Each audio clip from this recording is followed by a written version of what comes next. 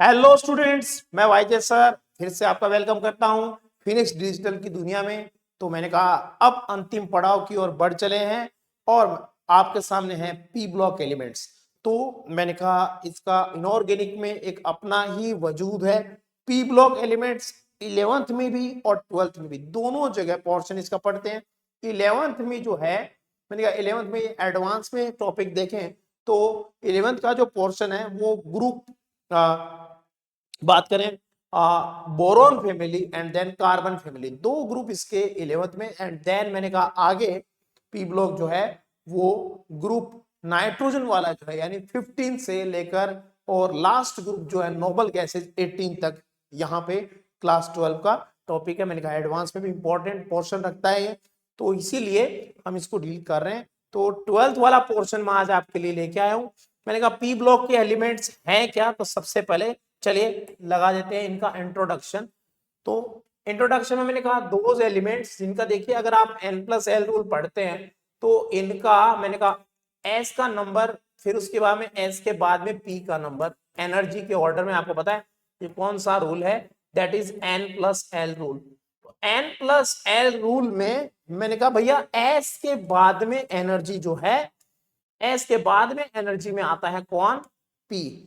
तो सबसे पहले मैं बात कर रहा था थोड़ा सा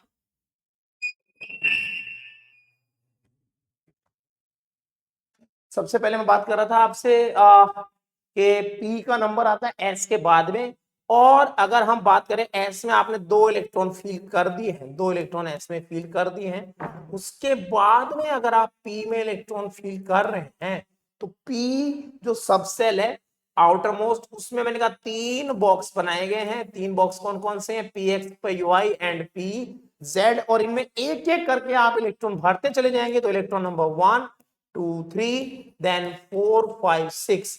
तो दोज एलिमेंट्स जिनमें लास्ट इलेक्ट्रॉन या मोस्ट एनर्जाइड इलेक्ट्रॉन जो है वो फील किया जाता है आउटर मोस्ट पी सब सेल में, वो कहलाते हैं P block elements.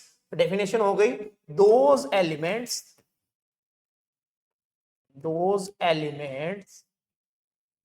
in which the most energized or last electron is occupied in outermost p subcell, outermost p subshell.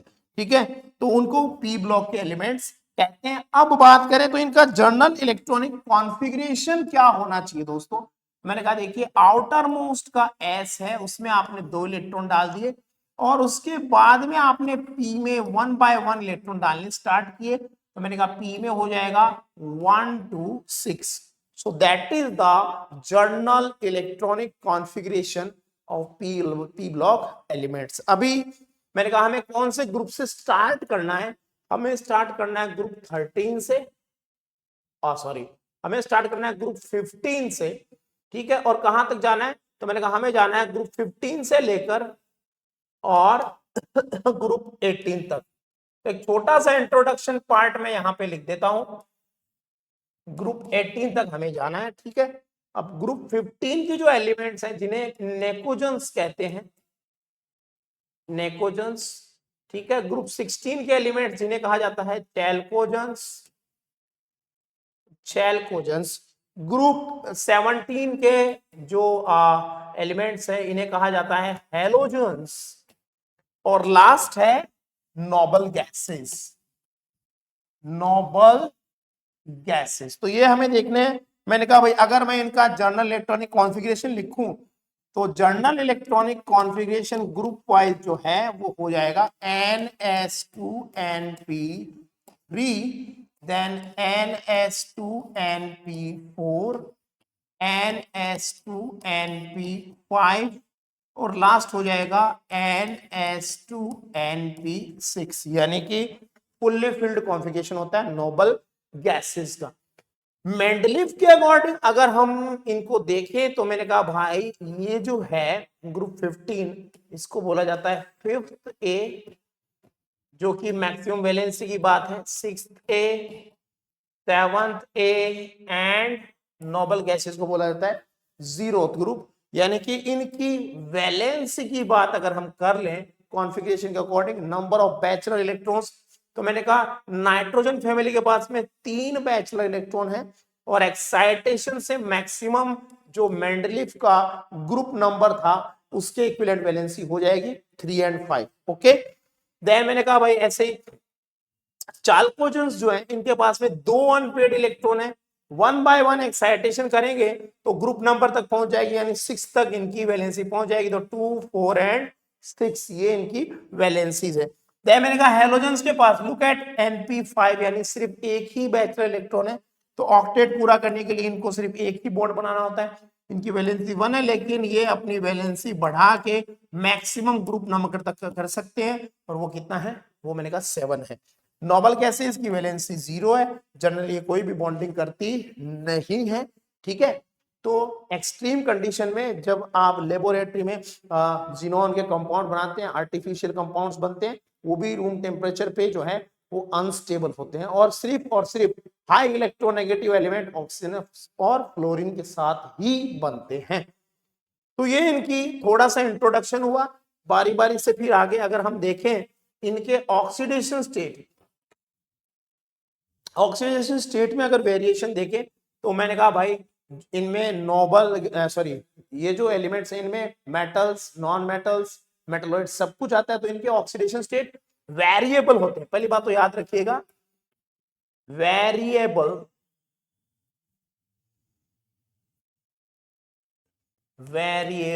Oxidation state होते हैं। ठीक है, किनके, पी ब्लॉक एलिमेंट्स के नेगेटिव भी होते हैं, पॉजिटिव भी होते हैं। ठीक है, तो मैंने कहा वैलेंसी विथ चार्ज, तो इनका ऑक्सीडेशन स्टेट जो है वो -3 से +5 तक वेरी करता है। ऐसे मैंने कहा चाल्कोजेंस का -2 से +6 तक वेरी करेगा। ऐसे ही हैलोजेंस का -1 से +7 तक वेरी करेगा ऑक्सीडेशन स्टेट। और भैया मैंने कहा नोबल गैसेस जो है इनका ऑक्सीडेशन स्टेट 0 होगा। तो ये कुछ सिंपल इंट्रोडक्शन पार्ट हो गया, कॉन्फ़िगरेशन हो गया। अब स्टार्ट करते हैं ग्रुप 15 एलिमेंट्स। तो ग्रुप 15 एलिमेंट्स जिन्हें कहा गया नेकोजेंस, और नेकोजेंस कहने का मेन रीजन है कि ये इनर्ट होते हैं, क्योंकि इनका जो कॉन्फ़िगरेशन है जर्नल इलेक्ट्रॉनिक कॉन्फ़िगरेशन बच्चों, वो मैंने कहा हाफ फिल्ड पी सबसेल है। इनके पास हाफ फिल्ड पी सबसेल होने की वजह से ये ऑलमोस्ट इनर्ट है। ऑलमोस्ट ये क्या है, इनर्ट है, क्योंकि इनका कॉन्फ़िगरेशन स्टेबल है। ओके, चलिए तो बात करते हैं इस फैमिली में कौन कौन से मेंबर आते हैं। तो मैंने कहा भाई nitrogen, phosphorus, arsenic, antimony and bismuth. Bismuth पे स्टार लगाया है क्योंकि बिस्मथ से रेडियो एक्टिविटी स्टार्ट होती है। याद रखिए बिस्मथ 83 जो है फर्स्ट कहते हैं कि रेडियो एक्टिव एलिमेंट होना चाहिए। लेड के बाद में ऑल एलिमेंट्स रेडियो एक्टिव है और पहला कौन है उनमें बिस्मथ है। ठीक है, बात करें आगे टेबल ऑफ फॉर्म में, चलिए स्टडी कर लेते हैं। तो मैंने कहा भाई एलिमेंट कौन कौन से, एलिमेंट है nitrogen, phosphorus, arsenic, antimony and bismuth. ठीक है, फिर मैंने कहा कॉन्फ़िगरेशन क्या होगा, तो एटॉमिक नंबर अगर हम देखें 7, देन फास्फोरस का मैंने कहा भाई 15, देन मैंने कहा आर्सेनिक का हो गया 33 एंड जो एंटीमनी है उसमें 51 हो गया और बिस्मथ का हो गया 83। तो अब लिखने जा रहा हूं मैं इनका कॉन्फ़िगरेशन। तो मैंने कहा nitrogen configuration that is 1s2 2s2 2p3, then phosphorus 15 के पीछे कर्नेल बनेगी नियॉन, एंड देन मैंने कहा 3s2 3p 3s2 3p3, then 33 के पीछे कर्नेल बनेगी argon, then 4s2 then 3d10 and 4p3। Okay, 51 के पीछे कर्नेल बनेगी क्रिप्टॉन। क्रिप्टॉन क्रिप्टॉन कर्नेल बनेगी भाई।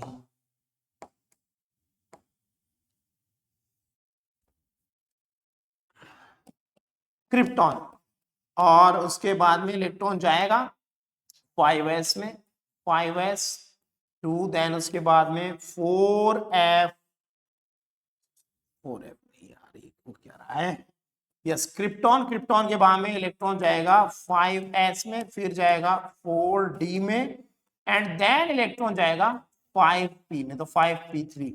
यस 83 के लिए मैंने कहा क्रिप्टॉन के बाद में जीनॉन हो जाएगी कर्नेल, देन इलेक्ट्रॉन जाएगा 6s में, 6s2, देन उसके बाद में 4f14 और फिर 5d10 और लास्ट में आएगा 6p3। तो ये हो गए इनके कॉन्फ़िगरेशन सब इंडिविजुअल। नेचर की बात करें, नाइट्रोजन एक नॉन मेटल है, नाइट्रोजन ही इस ग्रुप में सिर्फ गैसियस है, बाकी सब सॉलिड है। फास्फोरस जो है वो भी मैंने कहा नॉन मेटल है, then arsenic non metal, and then मैंने कहा एंटीमनी जो है वो मेटलॉइड है, माफ कीजिए आर्सेनिक, आर्सेनिक एंड एंटीमनी जो है वो मैंने कहा metalloid, metalloid yes. And bismuth जो है वो एक radio active metal, metal okay. Metalloid वो एलिमेंट्स होते हैं जिनकी नेचर जो है वो मैंने कहा वो मेटल और नॉन मेटल दोनों से मैच करती है, प्रॉपर्टीज मैच करती है। अब बात करें साइज की यानी रेडियस की, तो इनकी साइज जो है वो अप टू डाउन ग्रुप में बढ़ती है, ठीक है। लास्ट के जो दो एलिमेंट हैं, अगर इनकी साइज की बात की जाए यानी कि एंटीमनी एंड बिस्मथ, तो इनकी एटॉमिक साइज जो है वो बहुत ज्यादा वेरिएबल नहीं है, देख सकते हैं आप डाटा से। मैंने कहा दोनों की साइज ऑलमोस्ट एक जैसी है, और इसका रीजन है कि बिस्मथ जो है वो लेंथेनॉइड कॉन्ट्रैक्शन झेल के आता है। तो किसका इफेक्ट है? It is a effect of lanthanoid contraction. चलिए आगे बढ़ते हैं। इलेक्ट्रॉन एफिनिटी या आप कह सकते हैं इलेक्ट्रॉन गेन एंथैल्पी। तो इलेक्ट्रॉन गेन एंथैल्पी जो है ये इनवर्सली प्रोपोर्शनल होती है साइज के, तो जनरली अप टू डाउन क्या करनी चाहिए? डिक्रीज करनी चाहिए। लेकिन सरप्राइजिंगली हम अगर कहें हमेशा, तो याद रखिएगा कि ग्रुप जो सॉरी पीरियड सेकंड के जो मेंबर हैं उनकी इलेक्ट्रॉन गेन एंथैल्पी कॉमन होती है उनके नीचे वाले मेंबर से, यानी कि फास्फोरस की इलेक्ट्रॉन एफिनिटी या इलेक्ट्रॉन गेन एंथैल्पी ज्यादा होगी नाइट्रोजन के कंपेयर में। क्या है इलेक्ट्रॉन गेन एंथैल्पी? जब इलेक्ट्रॉन ऐड होता है आउटर सेल में तो रिलीज होती है एनर्जी। तो मैंने कहा फास्फोरस का लिए प्रोसेस ज्यादा एक्सोथर्मिक है कंपेयर टू नाइट्रोजन, ठीक है। ये एक एक्सेप्शनल केस हो गया। फिर उसके बाद मैंने कहा melting point and boiling point. Melting point and boiling point किस पे डिपेंड करते हैं भैया? ये डिपेंड करते हैं पैकिंग पे, ये डिपेंड करते हैं पैकिंग पे। तो मेल्टिंग पॉइंट और बॉइलिंग पॉइंट जनरली भाई मैंने कहा अप टू डाउन बढ़ने चाहिए, ऐसा होना चाहिए। वैसे भी देखिए नाइट्रोजन तो गैस है तो उसका बीपीएमपी तो कम होना चाहिए। सरप्राइजिंगली जो बिस्मथ, ये बिस्मथ के लिए मैं बात कह रहा हूं, बिस्मथ का बीपी एंड एमपी एक्सेप्शनली लो होता है, कम होता है उसके अदर जो उसके ऊपर वाला मेंबर है यानी कि एंटीमनी से उसका कम होता है, ठीक है। तो ये एक थोड़ा अलग केस बन रहा है। और उसके बाद में अगर हम बात करें तो मैंने कहा जी देखिए एक्स यानी कि electronegativity, electronegativity tendency to attract the sharing pair, nucleus की टेंडेंसी होती है कि वो शेयरिंग पेयर को अट्रैक्ट करता है। इलेक्ट्रोनेगेटिविटी भी साइज डिपेंडेंट है, साइज डिपेंडेंट है बेटे। तो मैंने कहा जी साइज जो है वो तो अप टू डाउन बढ़ रहा है, तो इलेक्ट्रोनेगेटिविटी भी अप टू डाउन क्या होनी चाहिए? डिक्रीज करनी चाहिए। फिर भी चलिए वैल्यूज में अगर हम देखें तो नाइट्रोजन के लिए वैल्यू अगर कहें 3, देन फास्फोरस 2.1, देन मैंने कहा आर्सेनिक के लिए 2, देन थोड़ा वेरी करके मैंने कहा 1.9 और ये चली जाती है 1.8 तक डाउन। अब बारी आई टेबुलर फॉर्म में, देखिए कितना अच्छे से आपको प्रॉपर्टीज पूरी लिख दी गई है। देन मैंने कहा यार ऑक्सीडेशन स्टेट की स्टेबिलिटी की बात करें, मैंने आपसे चर्चा कर ली थी कि भैया इनकी ऑक्सीडेशन स्टेट जो है वो +3 मतलब -3 से +5 तक होती है। अब +3 ऑक्सीडेशन स्टेट की स्टेबिलिटी और +5 ऑक्सीडेशन स्टेट की स्टेबिलिटी की चर्चा कर रहे हैं। +3 ऑक्सीडेशन स्टेट की स्टेबिलिटी अप टू डाउन बढ़ती है और इसका जो रीजन है, रीजन वो बताया गया है एक इफेक्ट को, जो कॉन्फ़िगरेशन डिपेंडेंट इफेक्ट है NH2 NP3 इनका कॉन्फ़िगरेशन था और एक इफेक्ट पी ब्लॉक में बहुत चर्चा में रहता है, ठीक है, inert pair effect. Inert pair effect तो क्या है इनर्ट पेयर इफेक्ट? मैंने कहा लो मेंबर जो डाउन जाते हैं, लो मेंबर और मेंबर्स कह सकते हैं, low members of P block group in P block doesn't provide ही नहीं कराते, ठीक है, डजंट प्रोवाइड और don't provide, doesn't provide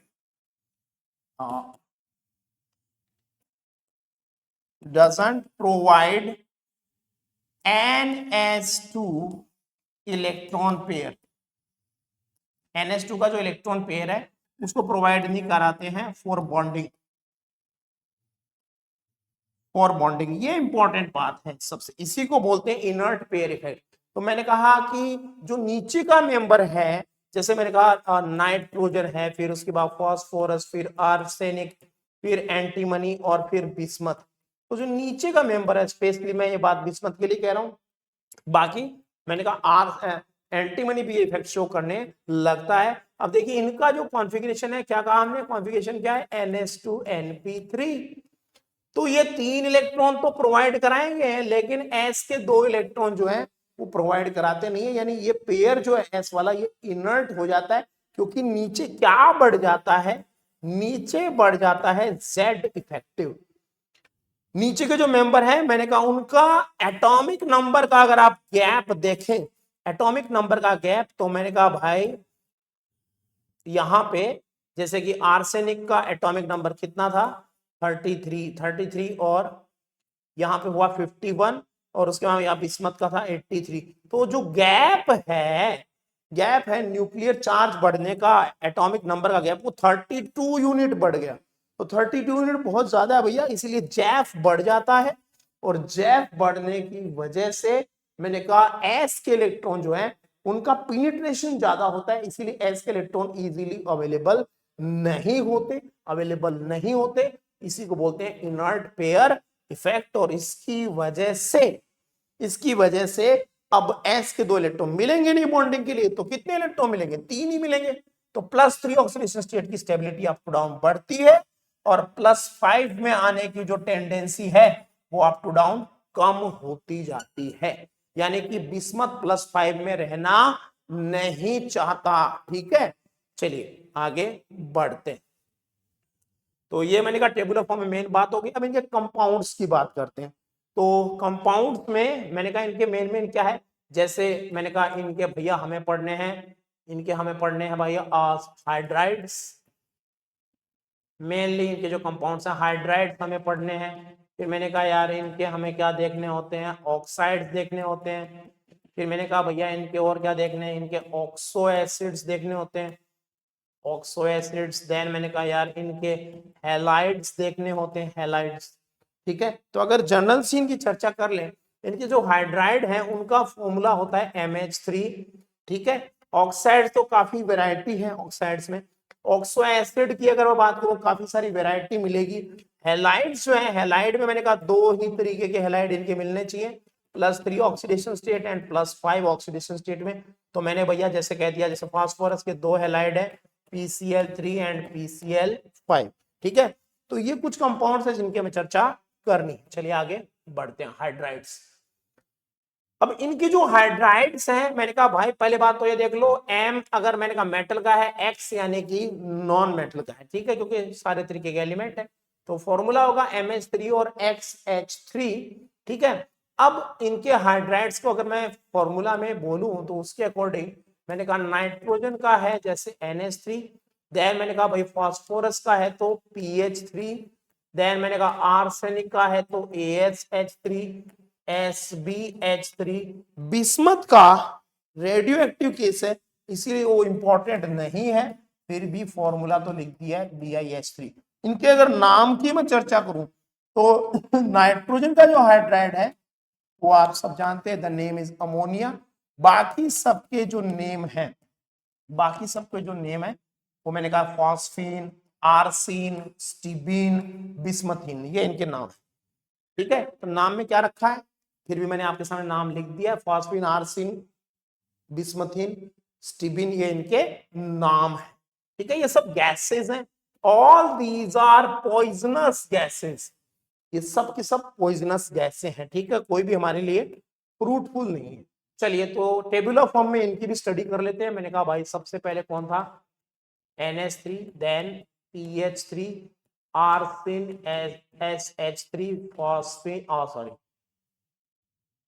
SbH3 and last में मैंने कहा कौन है, बिस्मथीन यानी BiH3, ओके, रेडियो एक्टिव है। चलिए फिजिकल स्टेट मैंने कहा सारी सारी गैसेज हैं, सारी सारी गैसेज है। अगर मैं बात करूं इनकी थोड़ी स्ट्रक्चर की अगर बात की जाए तो मेरे बच्चों देखो यहां पे हाइब्रिडाइजेशन जो है,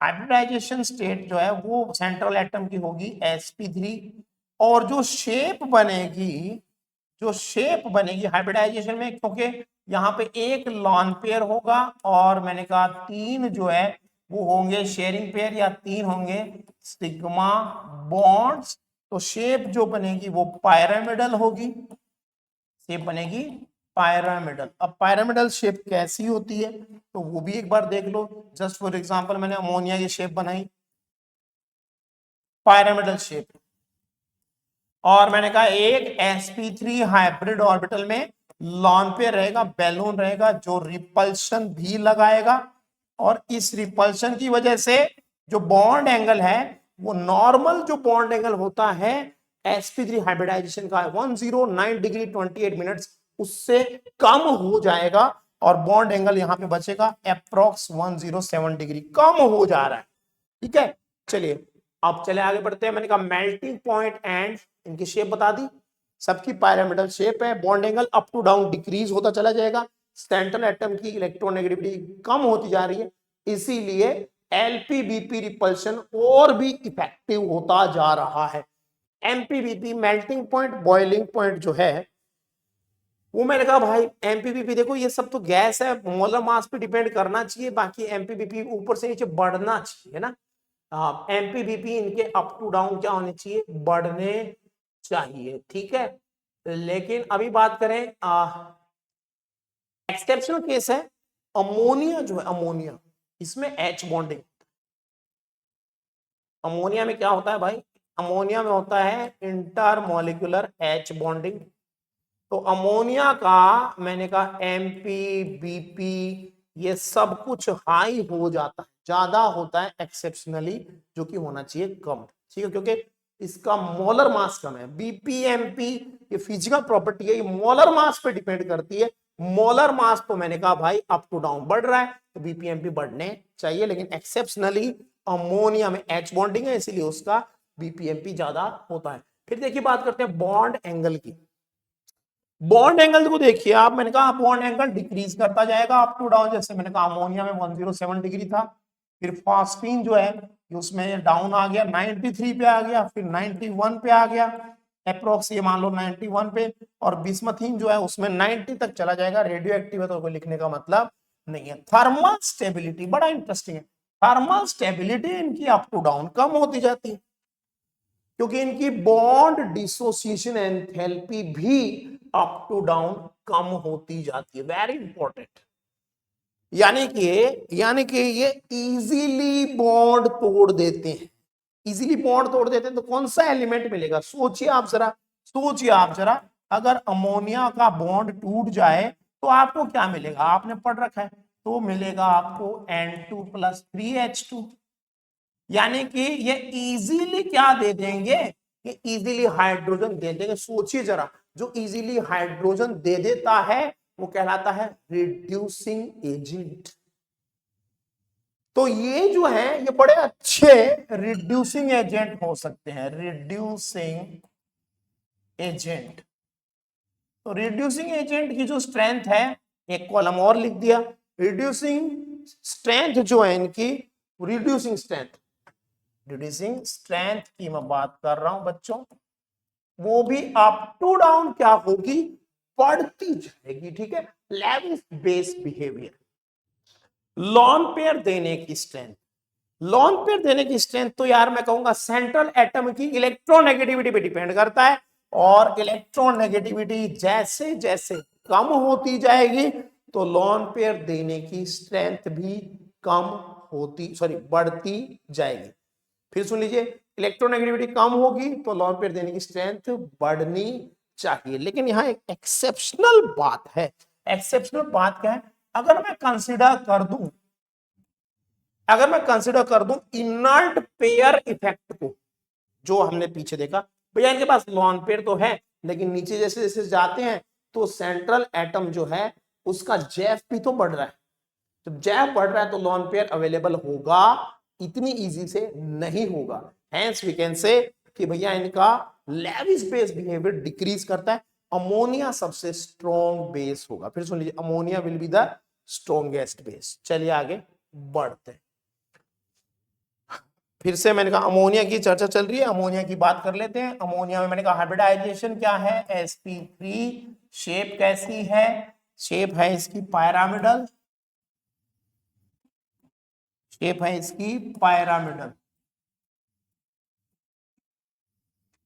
डन। तो मैंने कहा अमोनिया की शेप भी बना दी, उसमें कोई बड़ी बात नहीं है, अभी पीछे हमने डिस्कस कर ही लिया है। ठीक है, और इसमें मैंने कहा इसके पास एक लॉन पेयर है, एंगल 107 डिग्री है। ओके, अब बात करते हैं अमोनिया फॉर्मेशन की।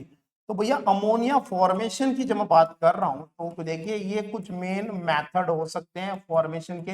लाइक मैंने कहा यार आपके पास में हमारे यूरिन में यूरिया होती है, NH2CO NH2, यूरिया इसमें प्रेजेंट है ह्यूमन यूरिन में, और उसका हाइड्रोलाइसिस होता है।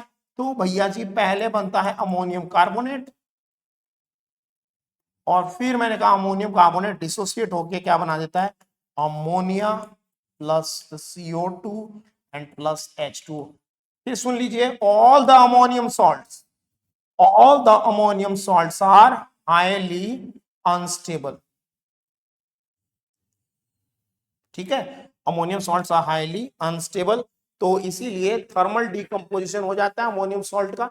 अमोनियम सॉल्ट इजीली अमोनिया दे देते हैं। चलिए, ऐसे ही मैंने कहा किसी भी अमोनियम सॉल्ट को, लाइक मैंने फिर कह रहा हूं, देखिए किसी अमोनियम सॉल्ट को लैब में अगर आप स्ट्रॉन्ग एल्काली के साथ में थोड़ा गर्म कर दें, स्ट्रॉन्ग एल्काली यानी जैसे NaOH, तो उसका डिकम्पोजिशन होके अमोनिया गैस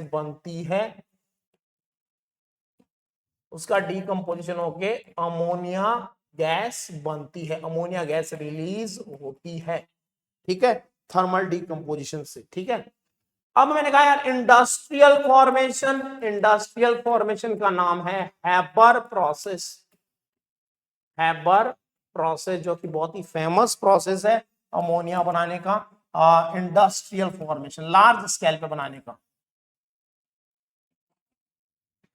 इंडस्ट्रियल फॉर्मेशन, और जी देखिए हैबर प्रोसेस में रिवर्सिबल होता है रिएक्शन, N2+3H2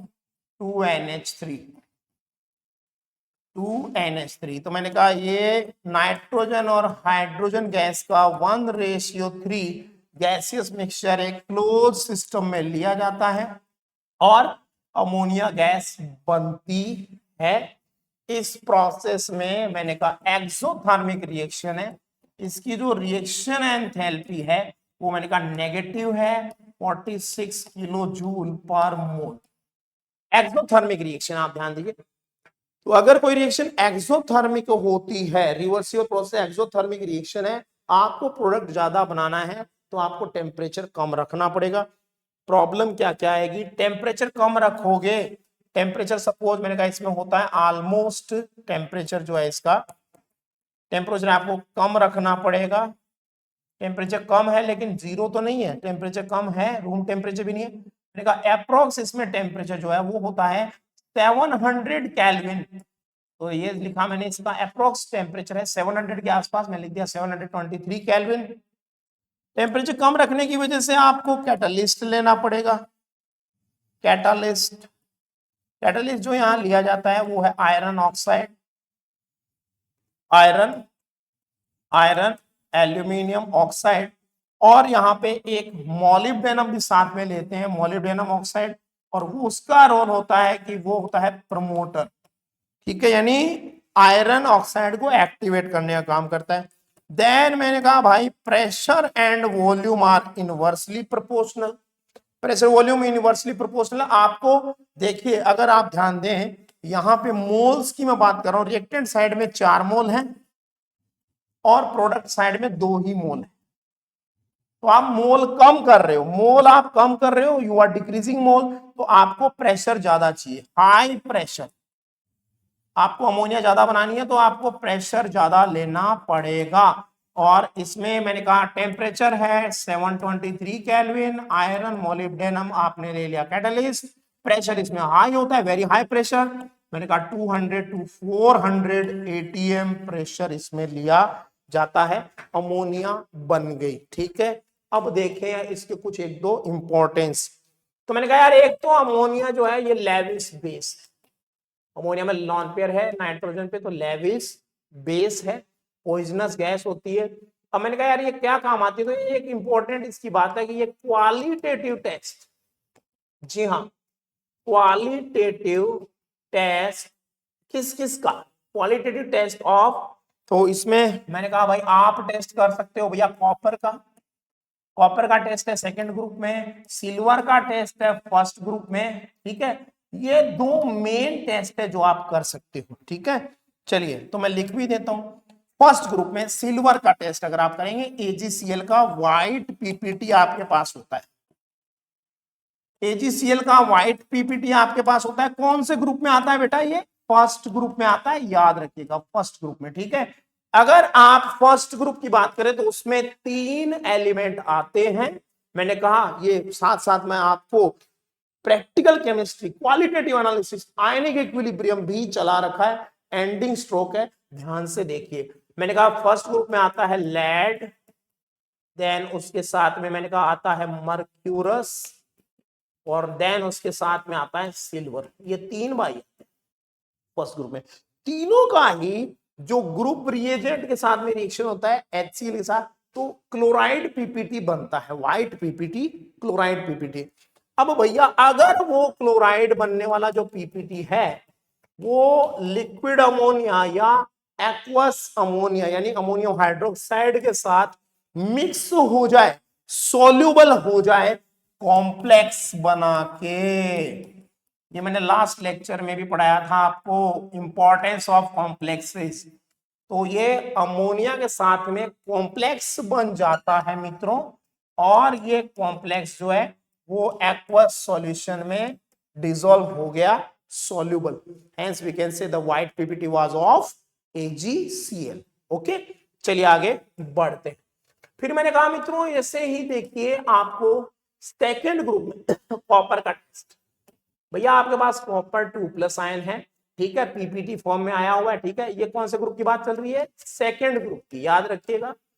तो सेकेंड ग्रुप में भी वही खेल है भैया, या तो आप लिक्विड अमोनिया ले लो या अमोनियम हाइड्रोक्साइड ले लो, तो एक बहुत ही फेमस कॉम्प्लेक्स बन जाता है कॉपर के साथ अमोनिया का, और जी इसका कलर होता है डार्क ब्लू। तो डार्क ब्लू कलर आ जाए, ठीक है, डार्क ब्लू कलर अगर आ जाए तो समझ लीजिएगा कॉपर कंफर्म है सेकंड ग्रुप में। ठीक है, चलिए, तो ये मैंने कुछ बातें अमोनिया से रिलेटेड और ऐड कर दिया आपके सामने। अब बात करते हैं ऑक्सो एसिड्स, जो टॉपिक निकल गया है, ऑक्सो एसिड्स ऑफ फास्फोरस। चलो भाई देख लेते हैं। फास्फोरस के ऑक्सो एसिड की एक लिस्ट है, तो सबसे पहला मैंने लिखा है आपके सामने H3PO2। चलिए इसी से स्टार्ट करते हैं। H3PO2 में ऑक्सीडेशन स्टेट अगर आप निकाल के देखेंगे -4 + 3, तो फास्फोरस की ऑक्सीडेशन स्टेट आएगी फर्स्ट, और इसका नाम है फास्फीनिक एसिड। फास्फीनिक एसिड, इसे हाइपोफॉस्फोरस एसिड भी कहते हैं, हाइपोफॉस्फोरस एसिड। ठीक है, अब देखिए इसे फास्फोरस फर्स्ट एसिड भी कह सकते हैं, क्योंकि ऑक्सीडेशन स्टेट के अकॉर्डिंग फास्फोरस फर्स्ट एसिड भी कह सकते हैं। फिर बात कही इसकी स्ट्रक्चर अगर हमें बनानी है, एक चीज याद रखना आपके, जब भी आपको ऑक्सो एसिड की बात कही जाएगी तो हमेशा फास्फोरस का हो, चाहे ग्रुप 16 में सल्फर का हो, चाहे ग्रुप 17 में हेलोजन का हो, हाइब्रिडाइजेशन मिलेगा sp3। एक बार कह दिया सो कह दिया। अब इसकी बेसिसिटी भी आपको पता होनी चाहिए। बेसिसिटी यानी कि भैया इसका वैलेंसी फैक्टर कितना है, ये कितने H+ देगा, ताकि OH बॉन्ड के बारे में पता लगे। तो मैंने कहा यार इसकी बेसिसिटी जो है वो 1 होती है, यानी इसके पास में सिर्फ एक ही OH ग्रुप है, एक ही OH ग्रुप है। चलिए इसकी स्ट्रक्चर बनानी शुरू करते हैं। मैंने बोला भाई इसकी बेसिसिटी 1 है और एक इसके पास OH ग्रुप है। ठीक है जी, तो रिमेनिंग मैंने कहा इसकी स्ट्रक्चर ऐसी होनी चाहिए, टेट्राहेड्रल शेप हो गई, टेट्राहेड्रल, टेट्राहेड्रल शेप। अब फास्फोरस की वैलेंसी सेट करोगे, ऑक्सीजन की वैलेंसी सेट करोगे, तो ये इसकी स्ट्रक्चर होगी। पाई बॉन्ड से कभी भी शेप का कोई रिलेशन नहीं है, शेप तो सिग्मा बॉन्ड बनाते। ठीक है, पहला ऑक्सो एसिड हो गया। चलिए आगे कुछ और ऑक्सो एसिड चर्चा कर लेते हैं। सेकेंड मैंने लिखा, मान लीजिए ये लिखा है H3PO3। H3PO3 नाम हो जाएगा इसका ऑर्थो फॉस्फोरस, ऑर्थोफॉस्फोरस एसिड।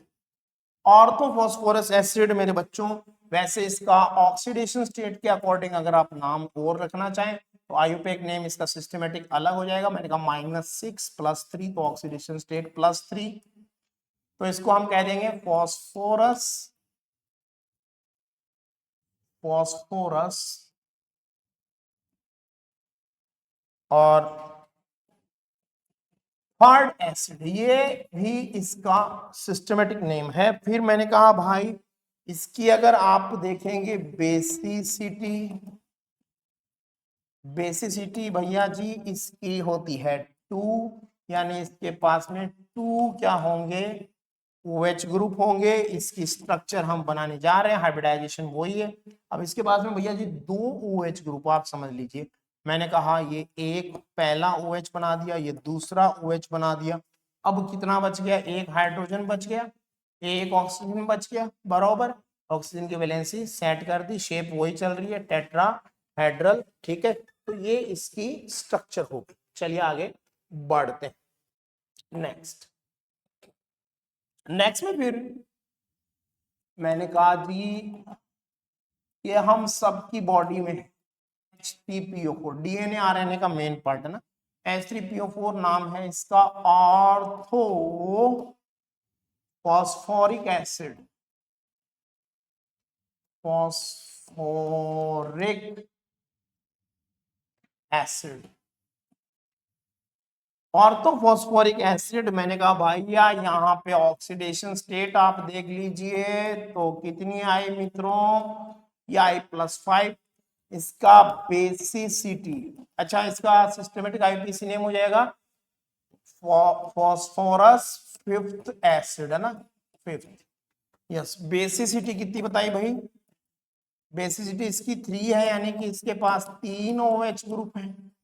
चलो फटाफट उड़ाते हैं इसकी स्ट्रक्चर। मैंने कहा ये लो जी, 3 OH ग्रुप है, ये लो, एंड ये चौथा ऑक्सीजन, वैलेंसी सेट कर दी। चलिए आगे नेक्स्ट में एक और ऑक्सो एसिड की बात कर रहे हैं।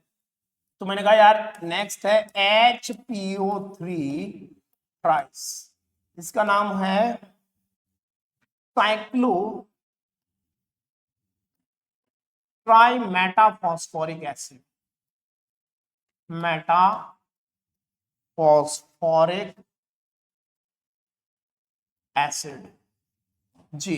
अब जो भी ऑक्सो एसिड आएंगे बेटे उनमें ऑक्सीडेशन स्टेट +5 ही है, ठीक है। चलिए तो मैं इसकी स्ट्रक्चर बनाते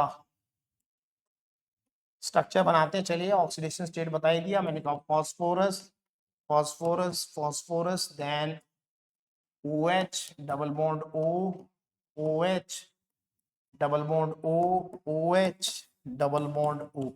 तो आप देख सकते हैं ये साइक्लिक है, और इसमें हर पार्ट की जब हम बात करेंगे तो किसी भी एक पार्ट को आप देख सकते हैं। मैंने कहा अलग तरीके से, अलग व्यू में देख लीजिए। जैसे कि मैंने कहा ये पार्ट है, देखो इसका इंडिविजुअल एक ऑक्सीजन खुद का है, दूसरा ऑक्सीजन भी खुद का है, 2 ऑक्सीजन पर्सनल, एक हाइड्रोजन पर्सनल।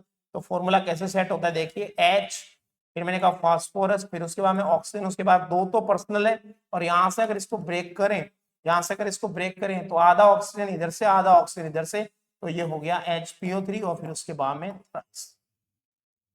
ठीक है जी। और ऑक्सीडेशन स्टेट भी आप चेक कर सकते हैं। मैंने कहा ऑक्सीडेशन स्टेट भी आपका यहाँ पे +1, देन इधर से भी +1, देन यहाँ पे +1, और डबल बॉन्ड है तो कितना +2, टोटल मिला के ओवरऑल कितना हो जाएगा +5 हो जाएगा। चलिए आगे बढ़ते हैं। नेक्स्ट है दो अगर आप को आपस में ज्वाइन करा दें, देखिए पहले मैं बनाता हूं स्ट्रक्चर, 2 ऑक्सो एसिड फॉस्फोरस के और ऑक्सीजन ब्रिज से आपने ज्वाइन करा दी, ये दीजिए ऑक्सीजन ब्रिज से ज्वाइन करा दिए, तो इसकी स्ट्रक्चर मैंने बना दिया आपके सामने। अब इसका भैया जी फॉर्मूला जो है, यानी मॉलिक्यूलर फॉर्मूला क्या होना चाहिए, आप देखिए इसकी बेसिसिटी क्या होनी चाहिए। ऑक्सीडेशन स्टेट मैंने फिर कह दिया, ऑक्सीडेशन स्टेट तो इसका +5 ही है, ठीक है। तो मॉलिक्यूलर फॉर्मूला क्या हुआ, मॉलिक्यूलर फॉर्मूला हो गया H4P2O7, ठीक है। और इसका नाम हो जाएगा diphosphoric acid, diphosphoric acid, diphosphoric acid, pyrophosphoric acid, pyrophosphoric acid, ठीक है। और मैंने कहा इसकी बेसिसिटी कितनी है मित्रों, 4 है। चलिए आगे बढ़ते हैं। नेक्स्ट लास्ट मैं कह रहा हूं HPO3N, पॉलीमर है, नाम हो जाएगा इसका पॉलीमेटाफॉस्फोरिक acid, metaphosphoric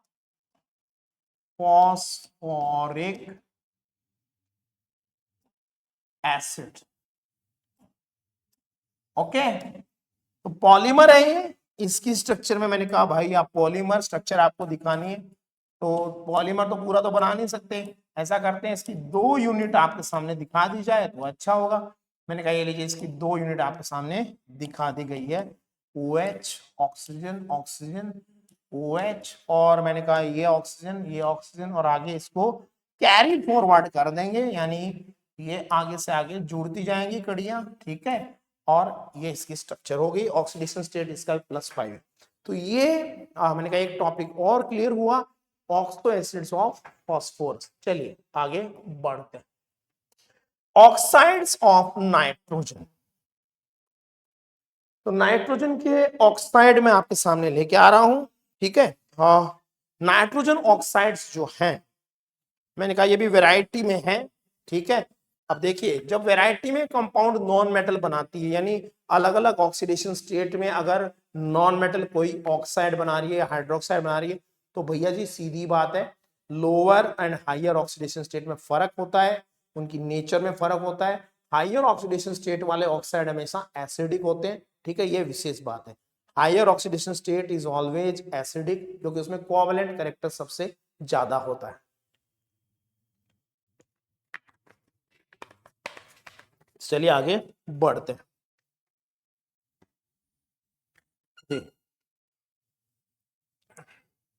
oxides of nitrogen, साथ के साथ स्ट्रक्चर भी बनाते जाएंगे, डील करते जाएंगे। सबसे पहला है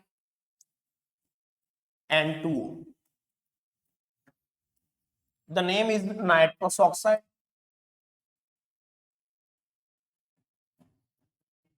नाइट्रस ऑक्साइड, और यहाँ पे नाइट्रोजन का ऑक्सीडेशन स्टेट +1 है, तो इजीली इसको और क्या बोल सकते हैं, और इसको बोल सकते हैं नाइट्रोजन फर्स्ट ऑक्साइड।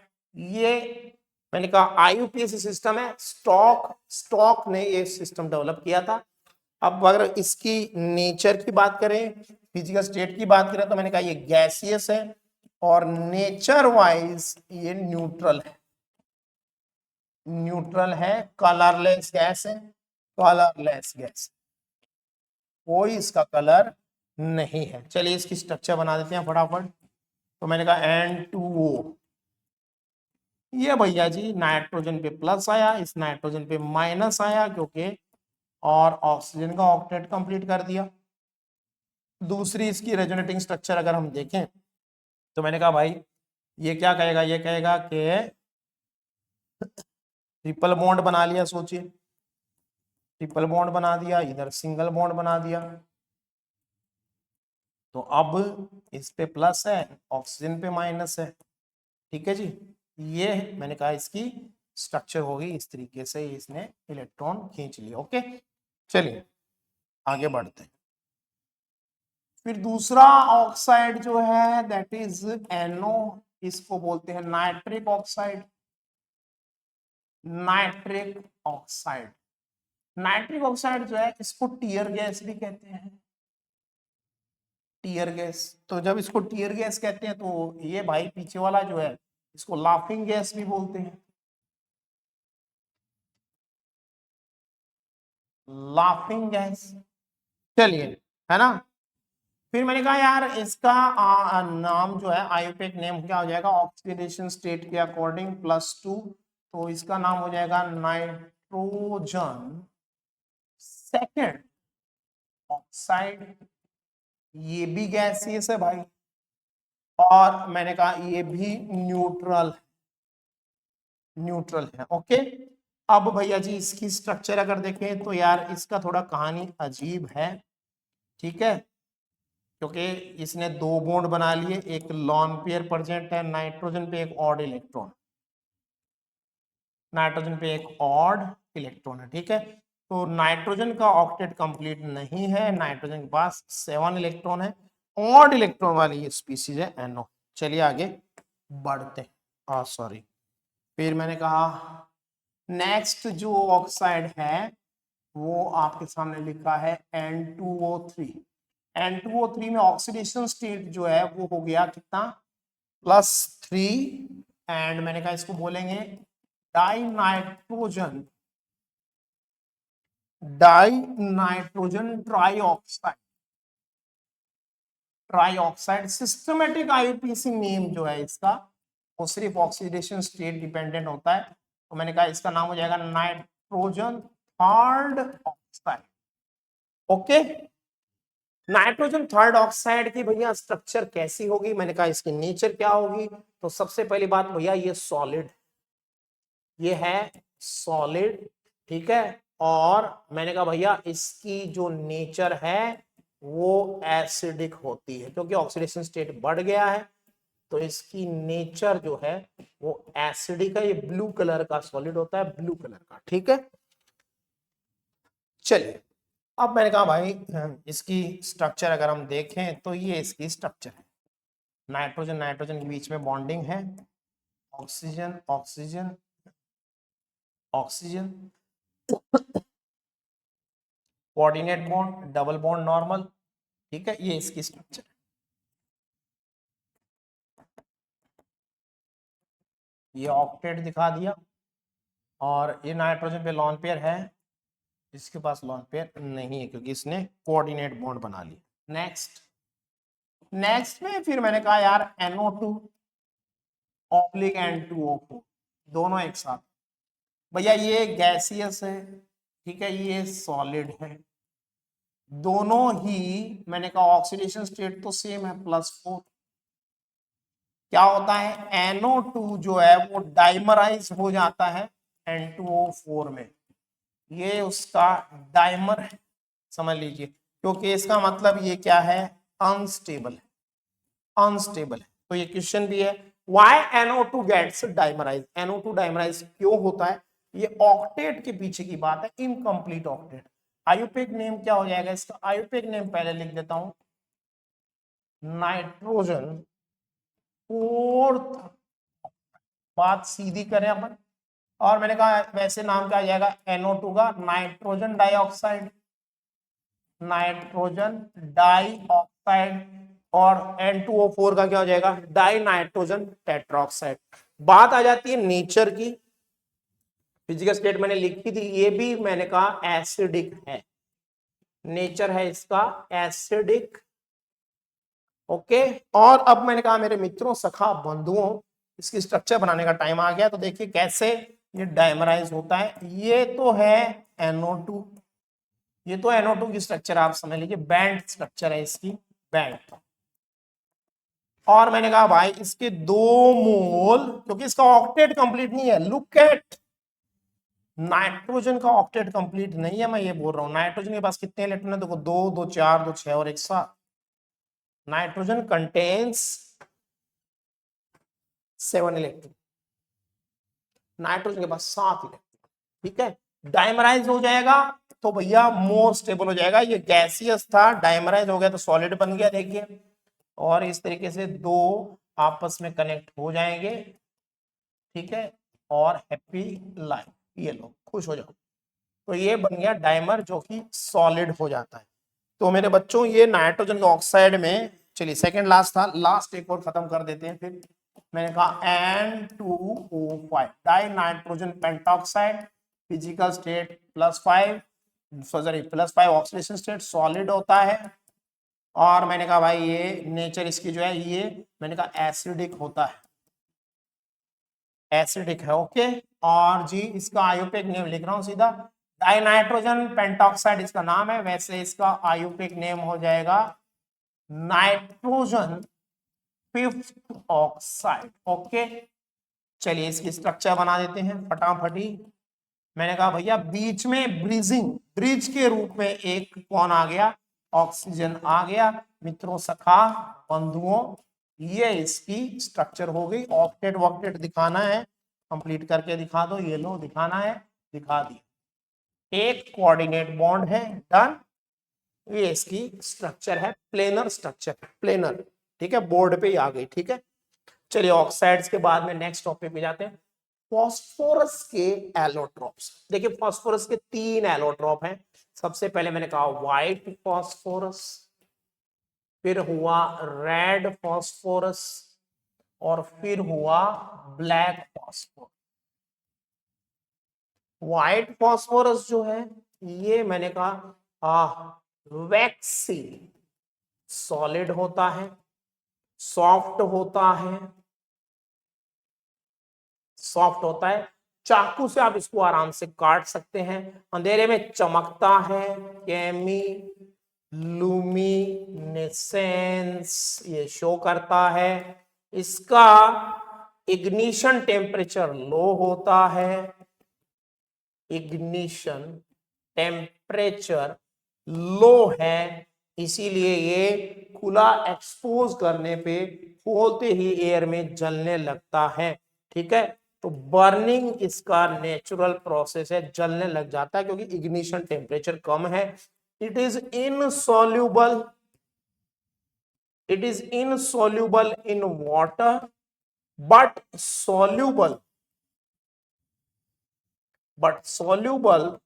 इन कार्बन डाइसल्फाइड, कार्बन डाइसल्फाइड में ये सोल्यूबल होता है, ठीक है।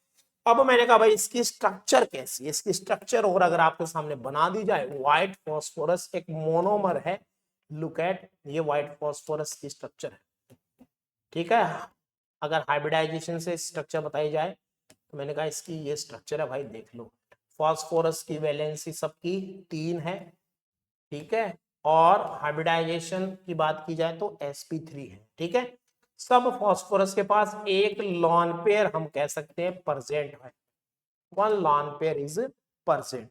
तो टेट्राहेड्रल इसकी शेप बताई जाती है, टेट्राहेड्रल शेप बताई जाती है, मोनोमेरिक ये होता है, ठीक है। चलिए आगे बढ़ते हैं। अब आ जाइए रेड फास्फोरस। भैया जी रेड फास्फोरस जो है, मैंने कहा यार ये तो reddish brown, red brown colour का और होता है पाउडर्ड फॉर्म, ठीक है। फिर ये भैया पाउडर फॉर्म में है, केमिकल शो नहीं करता है, इग्निशन टेम्परेचर, हाँ ये जो है इसका यूज, अच्छा इसका यूज नहीं बताया। ये मैंने कहा जो चूहे मारने का क्या बनाया जाता है, जहर जो बनाया जाता है रैट किल, वो इसी से बनता है, किससे, व्हाइट फास्फोरस से, रैट किल, ठीक है। और मैंने कहा भाई 1 मिनट, फिर रेड फिल बनाए जाने की बात मैंने कही, फिर रेड फास्फोरस जो है ये CS2 में भी इंसोल्यूबल है, पानी में भी इंसोल्यूबल है, इनसोल्यूबल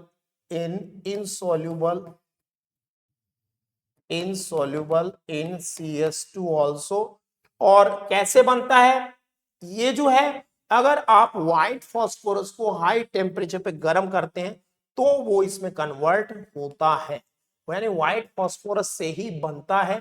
फिर मैंने कहा रेड फास्फोरस की स्ट्रक्चर कैसी है, रेड फास्फोरस की स्ट्रक्चर जो है वो मैंने कहा पॉलीमेरिक होती है, कैसी होती है, पॉलीमेरिक स्ट्रक्चर है मित्रों। तो पॉलीमेरिक स्ट्रक्चर मैं बना रहा हूं आपके सामने, बने रहिए, देखिए ऐसी स्ट्रक्चर।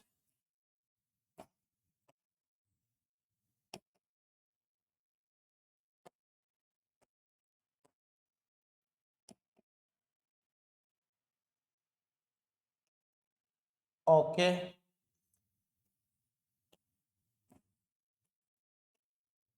ओके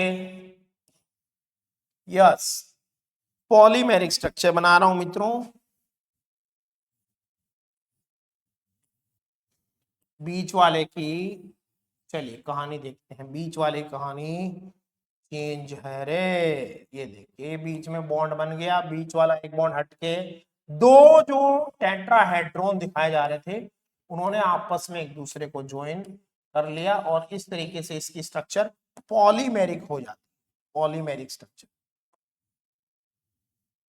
चलिए यार,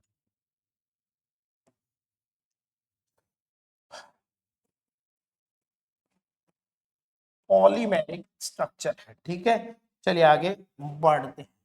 और ग्रुप 16 बार बार जा रहा है यार। फिर मैंने कहा भाई ब्लैक फास्फोरस जो है ये 2 फॉर्म में मिलता है, अल्फा एंड बीटा, और इसकी जो स्ट्रक्चर है ज्यादा कुछ बताया नहीं गया, ठीक है। एनसीईआरटी में जैसे लिखा हुआ है इसकी स्ट्रक्चर इस तरीके की होती है, जैसे ग्रेफाइट की स्ट्रक्चर होती है ना, प्लेनर, जिसमें हेक्सागोनल रिंग्स बनती है, उस तरीके की स्ट्रक्चर जो है वो होती है ब्लैक फास्फोरस की, ठीक है। तो ये एलोट्रॉप्स ऑफ फास्फोरस थे। अब इसके बाद में मैं एक इंपॉर्टेंट टॉपिक और यहाँ पे रिलेटेड टू जो मिस हो गया है शायद, चलिए मैं आपसे डिस्कस करना है, nitric acid HNO3, HNO3 nitric acid. तो सबसे पहले नाइट्रिक एसिड ऑक्सीडेशन स्टेट कितना है, +5। इसको बनाने की बात करते हैं, इसके फॉर्मेशन की बात करते हैं, ठीक है। नाइट्रिक एसिड बनाने का जो फॉर्मूला है, तरीका है सॉरी, वो है इंडस्ट्रियल फॉर्मेशन पे ओस्टवाल्ड मेथड, ओस्टवाल्ड मेथड से इसको बनाया जाता है, ठीक है। चलिए तो ओस्टवाल्ड मेथड में सबसे पहला और इंपॉर्टेंट स्टेप क्या है, आप अमोनिया को ऑक्सीडाइज कराते हैं एयर से और बनता है nitric oxide, nitric oxide plus H2। चलिए इस रिएक्शन को बैलेंस करते हैं। मैंने कहा अमोनिया का ऑक्सीडेशन हुआ एयर से और बना नाइट्रिक ऑक्साइड। ठीक है, तो मैंने कहा यार 4 3 12 6 3 12, ओके। सबसे इजी इक्वेशन है ये केमिस्ट्री की, 45 46 सीधा बात है, 45 रिएक्टेंट 46 प्रोडक्ट। अब देखिए अमोनिया ऑक्सीडाइज होगी एयर से, ये रिएक्शन एकदम सीधी जैसी दिख रही है वैसी है नहीं एक्चुअली में। 4 6 10, ओके। इसमें मैंने कहा platinum rhodium gauge, platinum rhodium की बनी हुई जाली के साथ में गर्म किया जाता है इस मिक्सचर को, तो अमोनिया का ऑक्सीडेशन होता है और मैंने कहा नाइट्रिक ऑक्साइड बनता है। फिर आगे देखें, अगर सेकेंड स्टेप में ये जो नाइट्रिक ऑक्साइड बना है ये फर्दर एयर से ऑक्सीडाइज हो जाता है और बनता है नाइट्रोजन डाइऑक्साइड। ठीक है जी, चलिए बैलेंस कर देते हैं भाई। इसको मल्टीप्लाई किया 2 से, इसको मल्टीप्लाई किया 2 से, बराबर 2 दूनी 4, ओके। फिर देखिए अब नेक्स्ट स्टेप में ये जो नाइट्रोजन डाइऑक्साइड बना है इसको जब आप पानी के कांटेक्ट में लाते हैं, पानी के साथ मिक्स करते हैं, तो ये डिस्प्रपोर्शनेट हो जाता है मित्रों। डिस्प्रपोर्शनेट रिएक्शन का मतलब आप सब जानते हैं, डिस्प्रपोर्शन कर जाता है ये, यानी कि ये +4 से ऑक्सीडाइज भी हो जाएगा और रिड्यूस भी हो जाएगा। ठीक है, तो इस तरीके से ये डिस्प्रपोर्शन रिएक्शन होती है। अब मैंने कहा यार अगर डिस्प्रपोर्शन रिएक्शन को आपको बैलेंस करना हो तो कैसे करोगे, कि भैया कभी भी कोई एक मॉलिक्यूल होता नहीं है उसी का ऑक्सीडेशन और रिडक्शन लिखना है, ऐसा नहीं होता, तो कम से कम 2 मॉलिक्यूल आपको लिखने पड़ेंगे। एक का 2 ऑक्सीडेशन स्टेट में चेंज हो रहा है। अब देखिए ये बैलेंस कितनी इजीली हो जाएगी, +4 से +5, +4 से +5 में चेंज आया कितने का, 1 का, +4 से +2 में चेंज आया 2 का। तो क्या करना है, 1 को मल्टीप्लाई कर देना है 2 से, 1 को मल्टीप्लाई कर देना है 2 से, ओके। तो मैंने कहा ओवरऑल ये 2 + 1 कितने हो गए, 3 हो गए, 3NO2, आप समझ लीजिए 3NO2 2HNO3 + NO। अब आपको बैलेंस करना है हाइड्रोजन एंड ऑक्सीजन, तो मैंने कहा भाई 3 2 सॉरी 2 हाइड्रोजन बैलेंस, और 3 2 6 + 1 7, 2 2 दूनी 4 और 1 7, ये हो गई बैलेंस इक्वेशन, डन। चलिए, तो नाइट्रिक एसिड बनाने का मेथड तो मैंने डिस्कस कर दिया। बार बार ये जो नाइट्रिक ऑक्साइड बनता है फिर से इसको वापस भेजते रहते हैं और कंसंट्रेशन बढ़ती रहती है। इस प्रोसेस से अप्रोक्स 98% प्योर HNO3 बनता है। चलिए आगे बढ़ते हैं। HNO3 की अगर हम बात करें तो इसके साथ में एक विशेष बात है, इट इज एसिड, ये एसिड तो है ही, एज वेल ऑक्सीडाइजिंग एजेंट।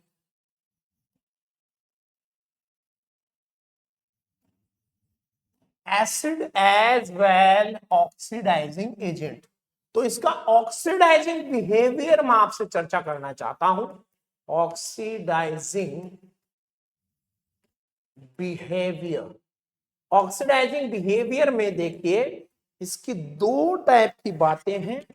पहला केस अगर मैं कहूं डाइल्यूट HNO3, तो मेरे बच्चों डाइल्यूट HNO3 जो है उसमें क्या होता है, इसका ऑक्सीडेशन स्टेट का जो चेंज है वो मैंने कहा ये बनाता है NO, यानी +5 से ये चेंज होता है +2 में। ठीक है, तो +5 से +2 में अगर चेंज हो रहा है तो भैया जी ये कितने इलेक्ट्रॉन लेगा, 5 से 2 में, यानी कि ये 3 इलेक्ट्रॉन लेता है, ये ध्यान देना है। फिर दूसरी कैटेगरी कंसंट्रेटेड HNO3, भैया देखिए मजे की बात उल्टा है, कंसंट्रेट वाले में ऑक्सीडेशन स्टेट का चेंज इतना नहीं है। कंसंट्रेटेड HNO3 सरप्राइजिंगली सिर्फ एक ही इलेक्ट्रॉन लेगा, और चेंज होगा NO2 में। ये लीजिए भैया +5 था और +5 से क्या बना, +4 बना है। तो ये दोनों केस आपके साथ में डिस्कस करने हैं, इसलिए मैंने यहां लिखे हैं। ठीक है, अब जैसे एक नॉर्मल सा कोई भी एग्जांपल आप लेते तो मैंने कहा जैसे भाई देखो आपके सामने मैंने लिखा है जिंक का केस, क्योंकि जिंक वेरी इंपॉर्टेंट यहाँ पे एक एक्सेप्शनल केस बनेगा। जिंक प्लस HNO3 में रिएक्शन बैलेंस करके दिखा रहा हूं और मैंने कहा भाई यहां पे लिख दिया, चलिए कंसंट्रेटेड। कंसंट्रेटेड वाला जो है तो आपको बता दिया था ये नाइट्रिक एसिड एक तो ऑक्सीडेंट है और दूसरा एसिड है। दोनों बातें दिमाग में रखते हुए लिखनी है। तो भैया देखो ये एसिड वाले के साथ में एसिडिक पार्ट जो था उसके साथ में क्या बन गया, सॉल्ट बन गया, जिंक ऑक्सीडाइज हो गया। जिंक का ऑक्सीडेशन स्टेट अगर आप देखेंगे +2 में चेंज हुआ और ये भैया +5 से +4 में चेंज हुआ। अब नाइट्रिक एसिड जो है पहले तो उसके वो मोल्स आपको देखने हैं जो ऑक्सीडेंट है, फिर हम देखेंगे एसिड वाले और दोनों को ऐड करना पड़ेगा। तो देखिए जिंक जो है वो 0 से +2 में चेंज हुआ है, तो इसमें चेंज कितने का, 2 का। और HNO3 जो है वो +5 से +4 में चेंज हुआ है, तो कितने का चेंज हुआ है, 1 का। अब आप क्या करोगे, तो भैया 1 को मल्टीप्लाई करेंगे 2 से। अब आप सोचिए यहाँ 2 से आप मल्टीप्लाई कर रहे हैं, यहाँ पे 2 से आप मल्टीप्लाई कर रहे हैं, यहाँ 2 से मल्टीप्लाई कर रहे हैं, मैंने लिखा नहीं है। 2 से जब मैंने मल्टीप्लाई कर दिया तो 2 HNO3 तो ऑक्सीडेंट हो गए। अब चलिए सॉल्ट को देखिए, सॉल्ट में नाइट्रेट कितने हैं, 2 है। दो नाइट्रिक एसिड मोल तो क्या है, ऑक्सीडेंट, और बाकी दो जो है वो सॉल्ट बनाने के काम में आ रहे हैं, यानी वो एसिड है। 2 + 2 कितना हो गया, 4 हो गया। समझ में आई बात, ठीक है। चलिए अब मैंने कहा ऑक्सीजन और हाइड्रोजन बैलेंस करने, 4 हाइड्रोजन लिखे हैं, तो आपको पता है फिर इधर में क्या लिखना पड़ेगा, यहां लिखना पड़ेगा 2H2O। चलिए तो इक्वेशन ये बैलेंस हो गई है। चलिए एक बार फाइनल चेक कर लेते हैं। मैंने बोला भाई 4 3s 12 and 3 2s 6, 6 + 4 10 + 2। Okay, this equation is balance. मैंने कहा इंपॉर्टेंट कहां है, इंपॉर्टेंट है ये एक्सेप्शनल केस है। एक्सेप्शनल केस देखिएगा, जिंक के साथ अगर मैं HNO3 लिखता हूं डाइल्यूट, तो भैया जी ये एक एक्सेप्शनल केस बन जाता है। और यहां जो है जिंक का नाइट्रेट तो वैसे ही बनेगा, लेकिन उसके साथ में NO नहीं बनेगा, ये एक स्पेशल केस है। उसकी जगह बनेगा N2O, नाइट्रस ऑक्साइड बनेगा, जहां ऑक्सीडेशन स्टेट आप जानते हैं कितनी होती है, +1 होती है। चलिए इसको आपने चेक किया, ये इसीलिए इंपॉर्टेंट बोला गया है। चलिए इसको आपने चेक किया, चलिए चेक करते हैं। तो 0 से +2 में मैंने कहा चेंज हुआ कितने का, 2 का, जिंक की रिस्पेक्ट में बोल रहा हूं।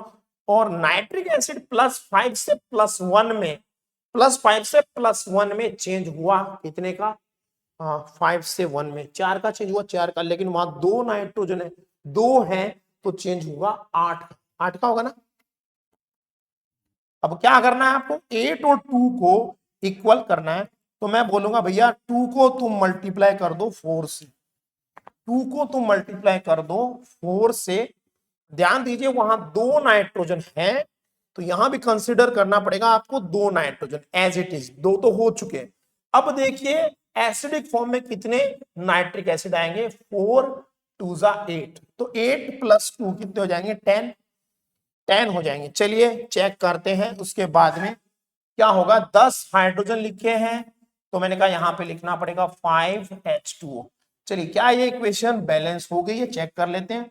मैंने कहा भैया हाइड्रोजन 10, 5 2 10, देन ऑक्सीजन 10 3 30, और यहां पे भी मैंने कहा 3 2 6 24 24 24 +1 25 and 5 30। Okay, so this equation is balanced as it is, आपके सामने लिखा।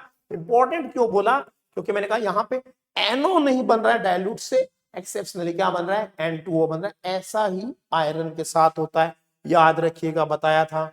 चलिए आगे बढ़ते हैं। अभी अगर कुछ नॉन मेटल्स के ऑक्सीडेशन की बात मैं करूं, तो जैसे मैंने आपके सामने एक दो सिलेक्टिव एग्जांपल लिखता हूं। पहला लिख रहा हूं फास्फोरस का ऑक्सीडेशन। चलो भैया दो क्या लिख रहे फिर लिख ही देते हैं ना। चलो कार्बन का लिखा C+H NO3, अभी कंसंट्रेटेड की बात ही चल रही है। इस इक्वेशन को आपको बैलेंस करना है, ठीक है। क्या बनेगा, देन मैंने कहा चलो आयोडीन का लिखा I2+HNO3, इसमें क्या बनेगा, फिर इसको बैलेंस करेंगे। देन मैंने कहा भाई फास्फोरस प्लस HNO3, इसमें क्या बनेगा, इसको बैलेंस करेंगे। और लास्ट सल्फर का S8+HNO3, और इसमें क्या बनेगा। चलिए तो मैंने कहा C+HNO3 CO2 बना, और साथ में मैंने कहा NO2 बना। चलिए इसको जल्दी से बैलेंस कर देते हैं।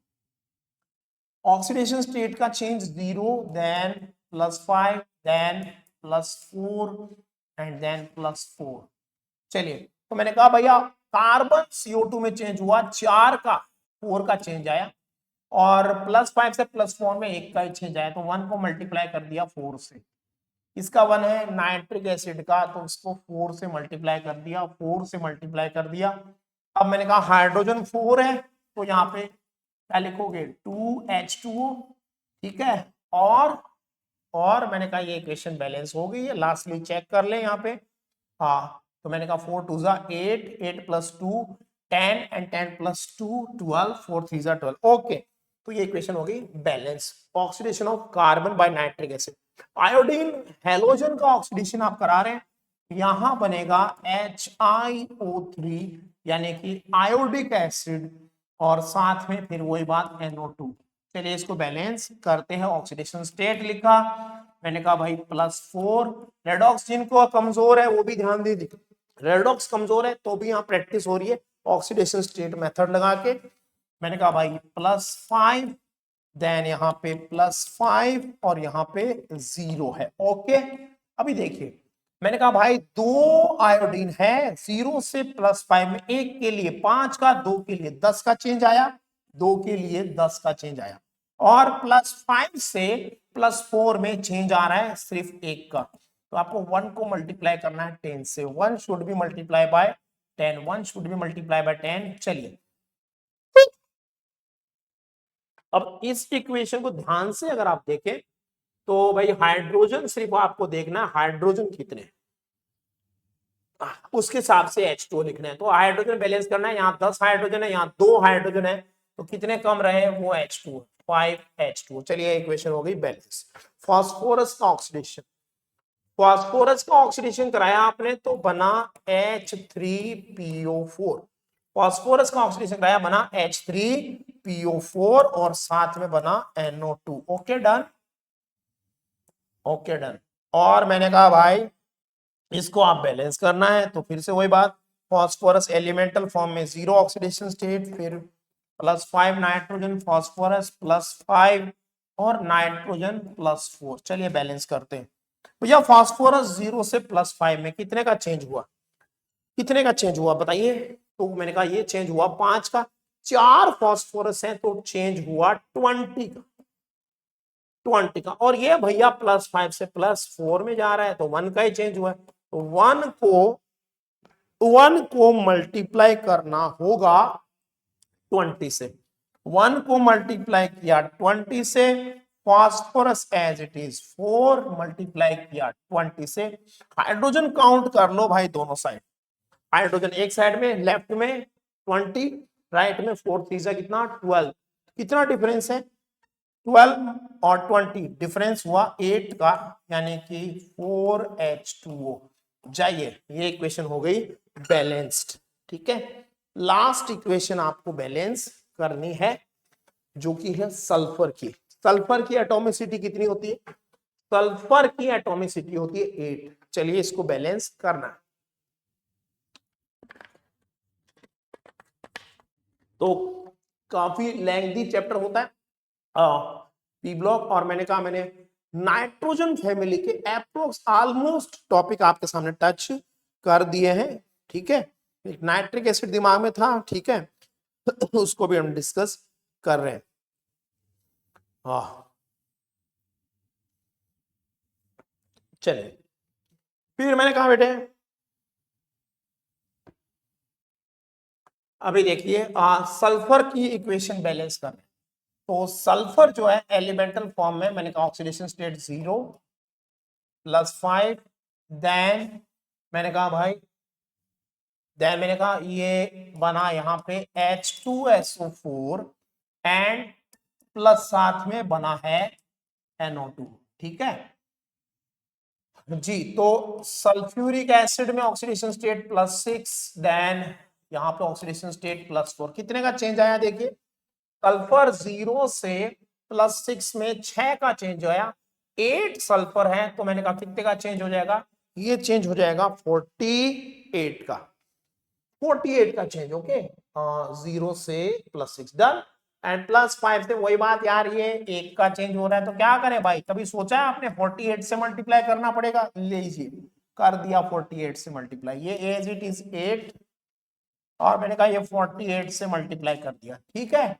अब देखिए मेरे बच्चों इसको बैलेंस कर रहे हैं तो आपको लास्ट में फाइनल आपको हाइड्रोजन देखना, 48 है लेफ्ट हैंड साइड में, राइट हैंड साइड में कितना है 16, तो 48 में से 16 अगर निकाल दी जाए, 48 में से 16 अगर आप निकाल देते तो कितना बचता है 32, 32 हाइड्रोजन कम है भाई, यहाँ तो क्या लिखोगे बोलो, यहाँ लिखोगे 16H2O, डन।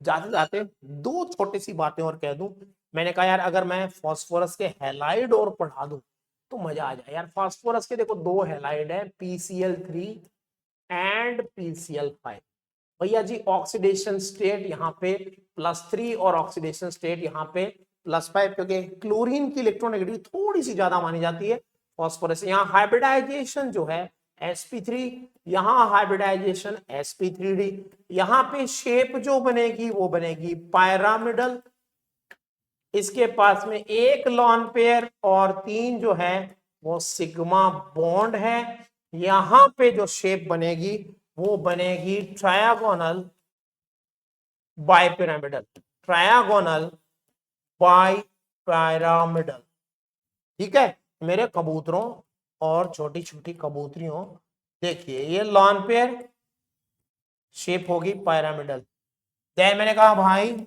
PCl5 में दो तरीके की बातें सामने आती है निकल के, PCl5 जो है उसमें दो तरीके के बॉन्ड होते हैं, ये जो मैंने XY प्लेन पे जो बॉन्ड बनाए हैं अभी, ये तीनों बॉन्ड जो 120 डिग्री एंगल की बात हम कर रहे हैं, इन्हें बोलते हैं इक्वेटोरियल बॉन्ड्स, और दूसरे हैं एक्सियल बॉन्ड्स जो इनके कंपेयर में लंबे होते हैं, एक्सियल बॉन्ड्स क्योंकि वो जेड एक्सिस पे बनते हैं, so that's why PCl5 is unstable. PCl5 is unstable in gaseous phase as well as unstable in solid phase.